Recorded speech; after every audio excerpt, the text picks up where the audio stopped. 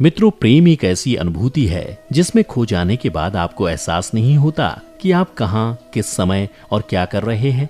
राजा शांतनु और मां गंगा के पिछले जन्म की प्रेम कहानी का रहस्य भी कुछ ऐसा ही था, जिसे सुनकर आपको यकीन हो जाएगा कि प्रेम एक नहीं बल्कि जन्मों जन्मों के साथ का नाम है। साथ ही ऐसा क्या हुआ था कि मां गंगा और शांतनु को मनुष्य रूप में जन्म लेना पड़ा। अगर आप भी जानना चाहते हैं इस प्रश्न का उत्तर, तो बने रहिए इस वीडियो के अंत तक। तो मित्रों, स्वागत है आप सभी का एक बार फिर से द डिवाइन टेल्स पर। राजा शांतनु और मां गंगा की ये प्रेम कहानी शुरू होती है राजा शांतनु के जन्म के साथ, जो पांडवों और कौरवों के परदादा थे और पिछले जन्म में उनका नाम महाभिषक था। महाभिषक ने तपस्या कर स्वर्ग की प्राप्ति की थी, लेकिन एक भूल की वजह से उन्हें पुनः पृथ्वीलोक पर शांतनु के रूप में जन्म लेना पड़ा था। दरअसल महाभिषक एक दिन स्वर्ग में सभी देवताओं के साथ इंद्रलोक में बैठे थे। तभी वहां मां गंगा आईं और वायु की तेज गति की वजह से मां गंगा के ऊपरी वस्त्र गिर गए।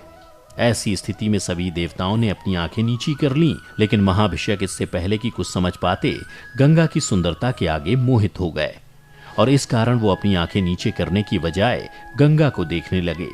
मां गंगा भी एक ही बारी में महाभिषक को पसंद करने लगी। मां गंगा और महाभिषक एक दूसरे में इतना खो गए कि वो भूल गए कि दोनों किस स्थिति में और कहां मौजूद हैं। महाभिषक के द्वारा आंखें नीचे नहीं करने से देवराज इंद्र अत्यधिक क्रोधित हुए और बोले, तुम देवलोक में रहने के अयोग्य हो, तुम्हें वापस जाकर फिर से मनुष्य के रूप में जन्म लेना होगा। फिर इंद्र ने गंगा को देखा, जो महाभिषक पर मोहित होकर उन्हें ही देख रही थी। इंद्र ने गंगा से कहा, यह पूरी तरह अनुचित है। तुम्हें भी धरती पर जाकर एक मनुष्य के रूप में जन्म लेना होगा।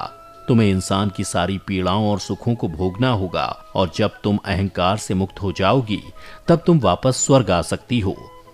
और फिर देवराज इंद्र के श्राप के कारण महाभिषेक ने शांतनु के रूप में धरती पर जन्म लिया। शांतनु तो पूर्व जन्म की बातें भूल गए, लेकिन मां गंगा को सब याद था। वो हर रोज शांतनु का इंतजार कर रही थीं। एक बार शिकार करने के लिए शांतनु गंगा के किनारे पहुंचे। ये देख गंगा ने उन्हें अपनी ओर आकर्षित करने की कोशिश की, लेकिन शांतनु नहीं माने और वो शिकार की खोज में आगे बढ़ गए। इस तरह कई सप्ताह बीत गए। फिर एक दिन शांतनु गंगा के तट पर शिकार करने पहुंचे। इस बार भी उनका ध्यान नदी पर नहीं बल्कि अपने शिकार पर था। आमतौर पर जब भी राजा शांतनु को भूख प्यास लगती या किसी भी चीज की जरूरत होती तो उनके सेवक उनके सामने वो चीज लेकर पेश हो जाते थे। लेकिन इस बार जब शांतनु को तेज प्यास लगी तो उनके आसपास कोई भी सेवक नहीं था। ऐसे में अपनी प्यास बुझाने के लिए उन्हें नदी का ध्यान आया और उन्होंने गंगा की खोज शुरू की। खुद की खोज होती देख गंगा राजा शांतनु के सामने स्त्री रूप में प्रकट हुई। जैसे ही शांतनु ने गंगा को स्त्री रूप में देखा, वो एक बार फिर गंगा के प्रेम में पड़ गए। उन्होंने गंगा से विवाह करने की विनती की। इस पर गंगा ने कहा कि मैं आपसे विवाह करने के लिए तैयार हूं, लेकिन मेरी एक शर्त है। इस पर शांतनु ने कहा कि मैं आपकी सभी शर्तें मानने के लिए तैयार हूं, बस आप मेरी पत्नी बन जाइए। तब मां गंगा ने कहा कि मैं आपसे शादी करूंगी, लेकिन चाहे मैं कुछ भी करूं, आप कभी मुझसे ये नहीं पूछेंगे कि मैं ऐसा क्यों कर रही हूं।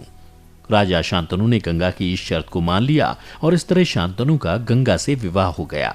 समय बीता और गंगा ने शांतनु के पहले पुत्र को जन्म दिया, लेकिन पुत्र के जन्म के तुरंत बाद ही उन्होंने उसे अपनी धारा में बहा दिया। शांतनु को विश्वास नहीं हो रहा था कि उनकी पत्नी ने उनके पहले पुत्र को नदी में डुबो दिया था। उनका हृदय फट रहा था, लेकिन उन्हें याद आया कि अगर उन्होंने कारण पूछा तो गंगा चली जाएगी। इसलिए ना चाहते हुए भी वो गंगा से कुछ नहीं बोले। इसके बाद गंगा ने दूसरे बच्चे को जन्म दिया और फिर गंगा ने इसे भी अपनी धारा में बहा दिया। लेकिन इस बार भी शांतनु दुखी होने के बाद भी मौन रहे। ऐसे करते करते गंगा ने अपने 7 बच्चों को नदी में बहा दिया और फिर बारी आई गंगा और शांतनु के 8वें पुत्र की।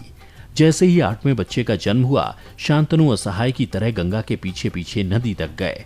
गंगा बच्चे को नदी में डुबोने ही वाली थी कि शांतनु ने वो बच्चा छीन लिया और बोले, अब बस बहुत हुआ। तुम एक मां होकर इतनी कठोर कैसे हो सकती हो? तुम अपने ही पुत्रों को एक एक कर क्यों मार रही हो?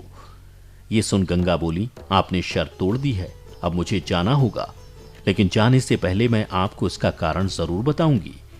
गंगा शांतनु से बोली, आपने वशिष्ठ ऋषि के बारे में तो सुना ही होगा। वशिष्ठ अपने आश्रम में रहते थे और उनके पास नंदिनी नाम की एक गाय थी जिसमें दैवी गुण थे। एक बार कुछ वसु अपनी पत्नियों के साथ मेरु पर्वत पर भ्रमण करने गए। उस पर्वत पर महर्षि वशिष्ठ जी का आश्रम था। उस समय महर्षि वशिष्ठ जी अपने आश्रम में नहीं थे, लेकिन वहां उनकी प्रिय गाय नंदिनी बंधी थी। उस गाय को देखकर देव नाम के एक वसु की पत्नी उस गाय को गोद लेने की जिद करने लगी। अपनी पत्नी की बात मानकर देव वसु ने महर्षि वशिष्ठ के आश्रम से नंदिनी गाय को चुरा लिया। जब महर्षि वशिष्ठ वापस आए तो उन्होंने दिव्य दृष्टि से पूरी घटना को देख लिया। महर्षि वशिष्ठ वसुओं के इस कार्य को देखकर बहुत क्रोधित हुए और उन्होंने वसुओं को श्राप दिया कि उन्हें मनुष्य रूप में पृथ्वी पर जन्म लेना पड़ेगा। इसके बाद सभी वसु वशिष्ठ जी से माफी मांगने लगे। इस पर महर्षि वशिष्ठ जी ने बाकी वसुओं को माफ कर दिया और कहा कि उन्हें जल्द ही मनुष्य जन्म से मुक्ति मिल जाएगी, लेकिन देव नाम के वसु को लंबे समय संसार में रहना होगा और दुख भोगने पड़ेंगे।